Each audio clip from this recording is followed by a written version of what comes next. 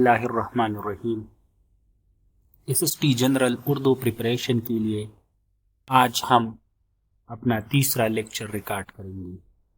آج کی اس لیکچر میں ہم اردو کی اہم افسانہ نگار اور ان کی افسانوں کے مجموعے کے بارے میں بتائیں گے اور ان کے لیے کچھ جملے بھی بنائے ہیں جس سے آپ ان افسانہ نگاروں کی جو افسانے ہیں وہ یاد کریں گے۔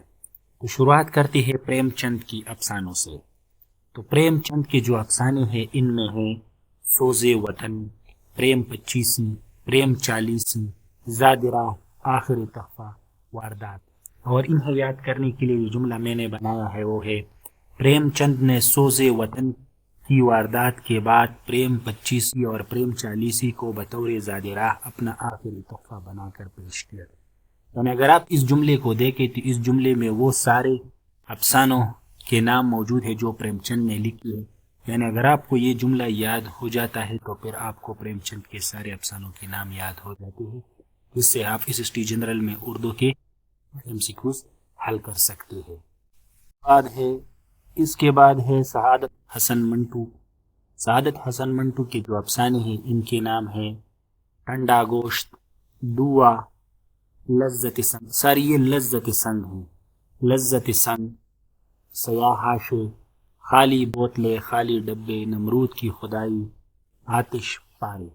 اور انہیں یاد کرنے کے لیے جو جملہ میں نے بنایا ہے وہ ہے سعادت حسن منٹو نے سیاحاشے پر خالی بوتلیں، خالی ڈبے رکھے، پھر دوا اٹھا تو نمرود کی خدائی میں آتش پارے، ٹھنڈا گوشت اور لذت سنگ کا تذکرہ ہوا۔ پھر اس کے بعد ہے کرشن چندر۔ ان کے جو افسانے ہیں وہ ہے ہم وحشی ہے، آنداتا، نظارے، ٹوٹے ہوئے تارے، شکست کے بعد، زندگی کے موڑ پر۔ اور انہیں یاد کرنے کے لیے جو جملہ میں نے بنایا ہے وہ ہے کرشن چندر نے کہا کہ شکست کے بعد زندگی کے موڑ پر جب ہم ٹوٹے ہوئے تارے اور نظارے دیکھتے ہیں تو احساس ہوتا ہے کہ آنداتا کے سامنے ہم وحشی ہیں۔ پھر ہے راجندر سنگھ بیدی اور ان کے جو افسانے ہیں وہ ہے دانا و دام، اپنی دکھ مجھے دے دو، گرہن ہاتھ ہمارے قلم ہوئے، مکتی بود۔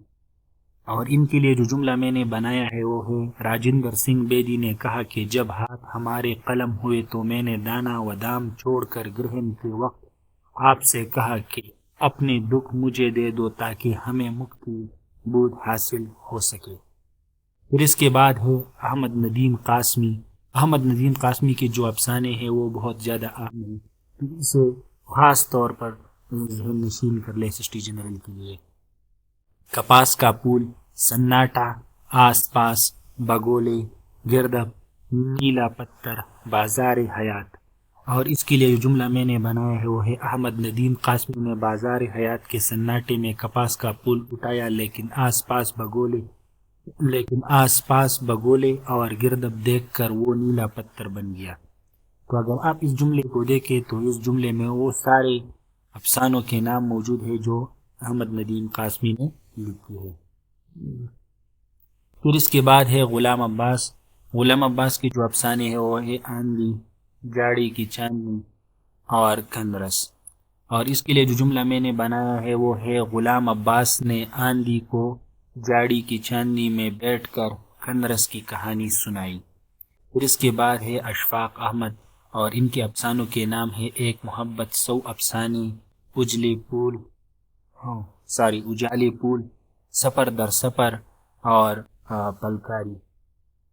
اور ان افسانوں کو یاد کرنے کے لیے جو جملہ میں نے بنایا ہے وہ ہے اشفاق احمد نے اپنے سفر در سفر کے دوران پلکاری کی طرح خوبصورت ایک محبت 100 افسانے لکھے جو اجالے پھول کی مانند تھے۔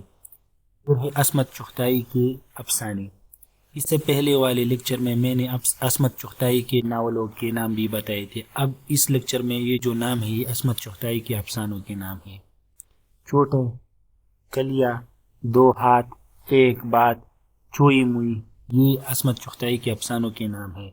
اور انہیں یاد کرنے کے لیے جو جملہ میں نے بنایا ہے وہ ہے عصمت چغتائی نے بتایا کہ جب چوئی موئی نے 2 ہاتھ بڑھا کر ایک بات کی تو اسے کلیا چنتے ہوئے کچھ چوٹیں لگی۔ یعنی اس کے لیے جو جملہ میں نے بنایا ہوئے عصمت چغتائی نے بتایا کہ جب چوئی موئی نے دو ہاتھ بڑھا کر ایک بات کی تو اسے کلیاں چنتے ہوئے کچھ چوٹیں لگی. پھر ہے سجاد حیدر یلدرم، اور اس کے لیے میں نے جملہ نہیں بنایا کیونکہ ان کی جو ایک خاص یعنی اہم افسانہ ہے وہ ہے خالستان. پھر اس کے بعد ہے سلطان حیدر جوش، اور ان کے جو افسانے ہیں وہ ہے افسانہ لیلا پچی کاری.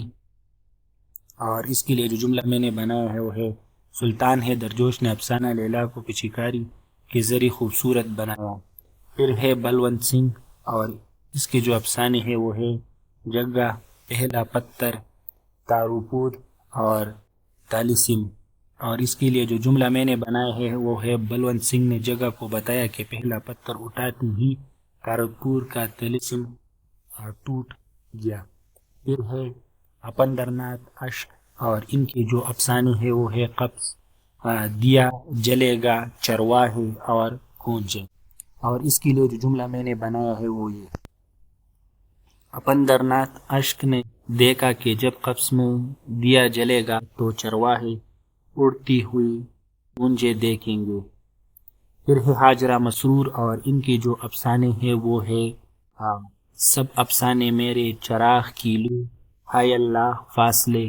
اور ان کے لیے جو جملہ میں نے لکھا ہے وہ ہے حاجرہ مسرور نے چراغ کی لو میں دیکھ کر کہا کہ ہائے اللہ اب سب افسانے میرے ہیں اور تمام فاصلے ختم ہو گئے. پھر اس کے بعد ہے خالدہ حسین، اور ان کے جو افسانے ہیں وہ ہے پہچان، مصروف عورت، دروازہ، خواب میں ہنوز اور استقرار. اور اس کو یاد کرنے کے لیے جو جملہ میں نے بنایا ہے وہ ہے خالدہ حسین کی پہچان یہ ہے کہ ایک مصروف عورت نے دروازہ کھولا تو دیکھا کہ وہ خواب میں ہنوز استقرار کی حالت میں ہے. پھر ہے منشایات، اور ان کے افسانوں کے نام ہے ماس اور مٹی، تماشا، دور کی آواز، درخت نیک و بد، خواب سرائی. اور ان کے افسانوں کے لیے جو جملہ میں نے بنایا ہے وہ ہے منشایات نے خواب سرائی میں بیٹھ کر دور کی آواز سنی کہ تماشا ختم ہوا اور اب ماس اور مٹی صرف درخت نیک و بد کے سائے میں رہ گئی ہے. پھر اس کے بعد جو ہے وہ ہے نیر مسعود، اور ان کے جو افسانے ہیں وہ ہے عطر کافور، تو سے چمن کی مینا، گنجیپا اور سیمیا. اور ان کے لیے جو جملہ میں نے بنایا ہے وہ ہے نیر مسعود نے تو سے چمن کی مینا کو عطر کافور سنگایا اور پھر گنجیپا اور سیمیا کے اسرار بیان کیے. پھر اس کے بعد ہے احمد بشیر، جو ملے تھے راستے میں، یہ اس کے افسانے کا نام ہے. اور اس کے لیے بھی میں نے جملہ نہیں بنایا کیونکہ یہ ایک اہم ناول ہے، ایک اہم افسانہ ہے اور یہ ایک ہے، تو اس وجہ سے میں نے اس کے لیے جملہ نہیں بنایا. پھر ہے مظہر الاسلام، اور ان کے جو افسانے ہیں وہ ہے گوڑوں کے شہر میں اکیلا آدمی، باتوں کی بارش، خط میں لکھی ہوئی موت، گڑیا کی آنکھ. اور اسے یاد کرنے کے لیے جملہ ہے مظہر الاسلام نے دیکھا کہ گوڑوں کے شہر میں اکیلا آدمی باتوں کی بارش میں بھیگ رہا تھا، جبکہ اس کے پاس موجود گڑیا کی آنکھ میں خط میں لکھی ہوئی موت کا عکس تھا.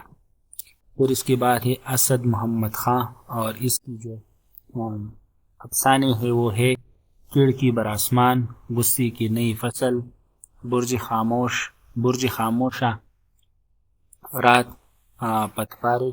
اور اسے یاد کرنے کے لیے جو جملے میں نے بنائے ہیں وہ ہے اسد محمد خان نے برج خاموشہ میں بیٹھ کر کھڑکی بر آسمان کی طرف دیکھا تو غصے کی نئی فصل اور رت پتوارے کے اثرات نمایاں تھے. پھر لاسٹ والا جو ہے وہ ہے جیلانی بانو، اور ان کے افسانوں کے نام ہے روشنی کی مینار، پرایا گھر، پرائی دیس میں روزن کا خواب. اور انہیں یاد کرنے کے لیے جو جملہ میں نے لکھا ہے وہ ہے جیلانی بانو نے روشنی کی مینار سے دیکھا کہ ایک پرایا گھر پرائی دیس میں بالکل ویسا ہی تھا جیسے روزن کا خواب. تو میرے دوست